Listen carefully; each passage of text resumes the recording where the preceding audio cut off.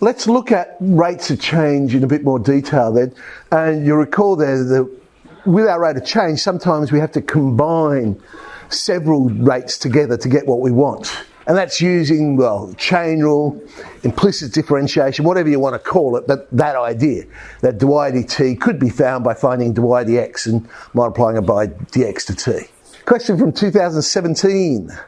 A stone is dropped in a pond, it creates a circular ripple. Radius of that ripple increases from 0, because obviously it hasn't hit the water yet, but then it will grow out at a constant rate of 5 centimetres per second. At what rate is the area enclosed within the ripple increasing when the radius is 15?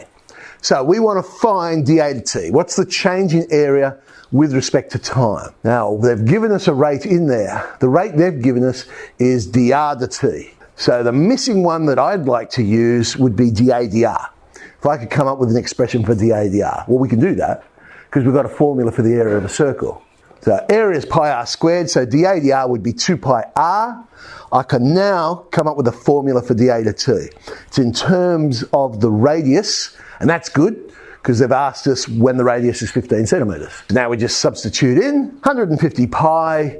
Well, there's our exact answer. And the units on that, well, it's area per time, so centimetres squared per second. This one was real interesting in 2018. A Ferris wheel has a radius of 20 metres. It's rotating at a rate of 1.5 radians per minute. The top of the carriage is h metres above the horizontal diameter of the Ferris wheel. And the angle of elevation of the top of the carriage is theta. First part of the question was to just show this little relationship that dh to theta would be 20 cos theta. So it was a nice little gift mark to start off with. We've got a triangle there, and we can see that h over 20 is sine theta. Therefore, h is 20 sine theta. Differentiate h with respect to theta, and we get the 20 cos theta that they're looking for. At what speed is the top of the carriage rising when it is 15 metres high? Well, I probably should say higher. 15 metres higher than the horizontal diameter of the Ferris wheel, and they want the answer to 1 decimal place. Okay, so we're trying to find dh to t. We've come up with an expression for dh to theta. So the missing bit of information is the theta to t, but they did tell us that. They told us it was increasing at a rate of 1.5 metres per second. So the theta to t is 3 on 2. So we can combine those together to come up with an expression. We get 30 cos theta. Now, they want to know when it is 15 metres high.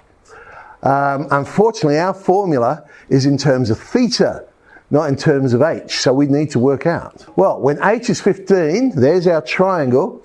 We're saying it's 15 metres high, and we know the radius of the Ferris wheel was 20, so the third side there must be root 175 by Pythagoras.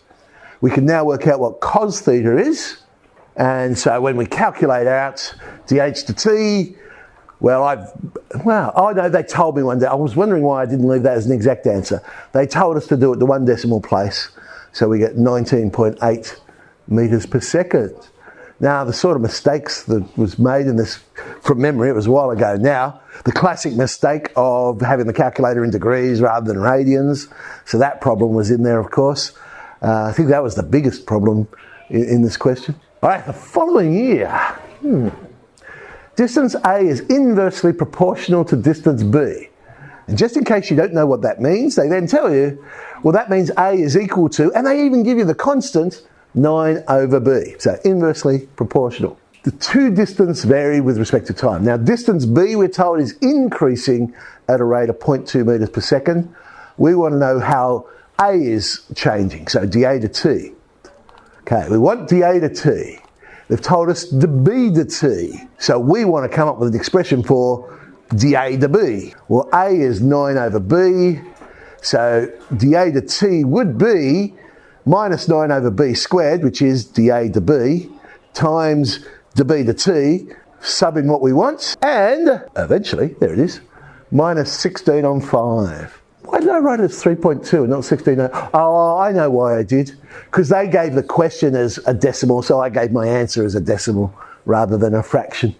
Okay, so just a handful of questions there.